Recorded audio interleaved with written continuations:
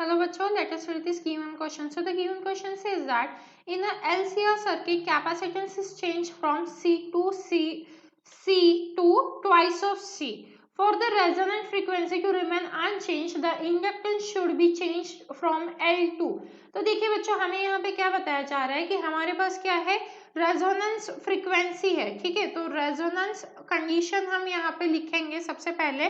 सो resonance क्या होता है हमारा, X L is equal to होता है एक्स सी, यहाँ से आता है omega L is equal to 1 omega C, right. तो यहाँ पे हम लिख सकते हैं omega square is equal to 1 L C, that means omega will be equal to 1 L C, right.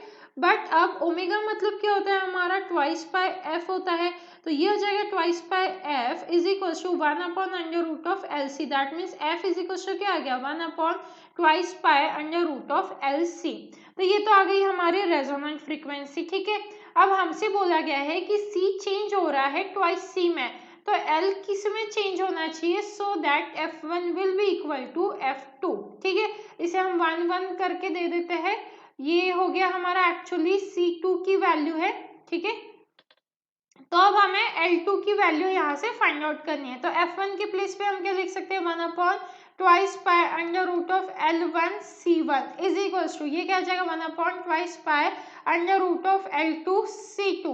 But अब C2 किस में चेंज हो गया, C2 is equals to 4 twice of C1 है, ठीक है। वो तो गिवन कंडीशन है, C2 is equals to twice of C1 और हमें L2 की वैल्यू पता करनी है। तो चलिए वैल्यू सब्स्टिट्यूट कर देते हैं इसका इक्वेशन ए में, ठीक है। अब देखो यहाँ से ट्वाइस पाई तो कट हो जाता है, बचा क्या मेरे पास यहाँ पे 1 C1 is equal to 1 C2।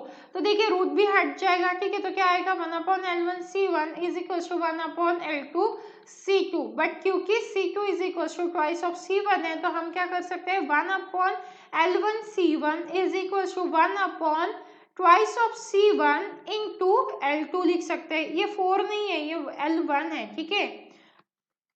यहाँ पे हम क्या लिखेंगे, L1। अब देखो यहाँ पे C1 सेम दिख रहा है, ये कट हो सकता है, राइट। अब क्या करेंगे, हम इसे क्रॉस मल्टीप्लाई कर देते हैं, तो हमारे पास क्या आ जाएगा, ये L1 उधर चला जाएगा, ठीक है। तो L1 इज इक्वल टू क्या आ जाएगा हमारा, ट्वाइस ऑफ L2। पर मुझे L2 की वैल्यू निकालनी थी, तो वो क्या हो जाएगा, L1/2। मतलब जब C2 जो है, मतलब जो C है, C1 चेंज हो रहा है ट्वाइस ऑफ C1 में, ठीक है। ये किसकी वैल्यू है, this is equal to C2। तो हमारा L1 किस में चेंज होना चाहिए, L1/2 में, ठीक है। सो दैट जो हमारी F1 is equal to F2 है, ये वैलिड कंडीशन रहेगी। Now let's check the options. देखिए L/2, that means C is the right answer for the given question and I hope you understood it well.